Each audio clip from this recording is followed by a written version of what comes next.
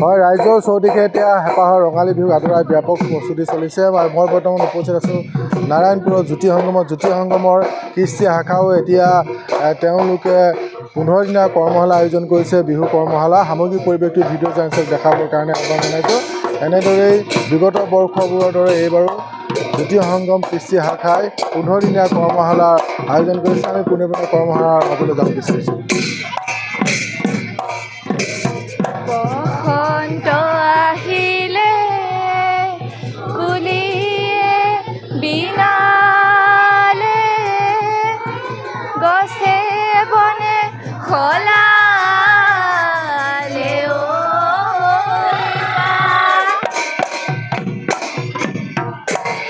আজি বিহুতলি ঢোল পেঁপা বাজিছে বিহু বিহু লাগিছে গাত।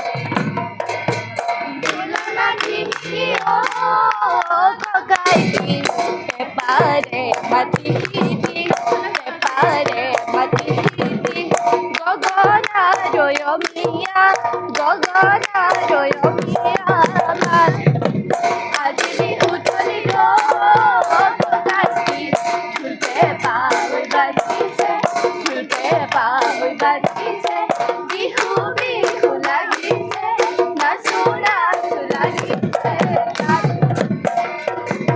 এনেদৰে ইয়াতে কণ কণ শিশু কিশোৰী আৰু যিসকল যুৱক আছে, যুৱকসকলেও ইয়াত বিহু আখৰাত অংশগ্ৰহণ কৰা পৰিলক্ষিত হৈছে। ইয়াতে কৃষ্টি বিভাগৰ সভাপতি আছে, মই আপোনাৰ ওচৰলৈ আহিছোঁ। প্ৰত্যেক বছৰে এনেদৰে আপোনালোকে কৰ্মশালা আয়োজন কৰে, এইবাৰো ব্যতিক্ৰম নহয়। কি ক'ব, কিমান দিনীয়া? আমি 20 দিনীয়া কাৰ্যসূচীৰে আমি বিহুৰ আখৰা ভাগ আৰম্ভ কৰিছোঁ আৰু বহাগৰ 6 তাৰিখে আমি এদিনীয়া কাৰ্যসূচীৰে বহাগী মেলা ভাগ পাতিবলৈ আয়োজন কৰিছোঁ। গতিকে সকলো ৰাইজৰ সহায় সহযোগ আমি কামনা কৰিছোঁ। মই আপোনাৰ ওচৰলৈ আহিছোঁ, কি ক'ব আছে?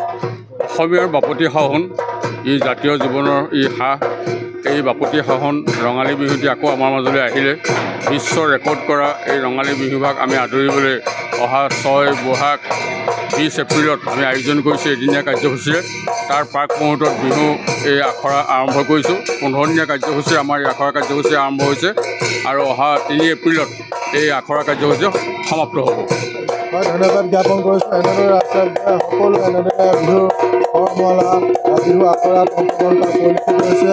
সুন্দৰকৈ ঢুলীয়াগৰাকীয়ে সুন্দৰকৈ তেওঁলোকে ঢোল পৰিৱেশন কৰিছে। আমি যি নাৰায়ণপুৰ জ্যোতি সংগমৰ পৰা কিছু দৃশ্যাংশ দেখাবৰ কাৰণে আমি চেষ্টা কৰিম।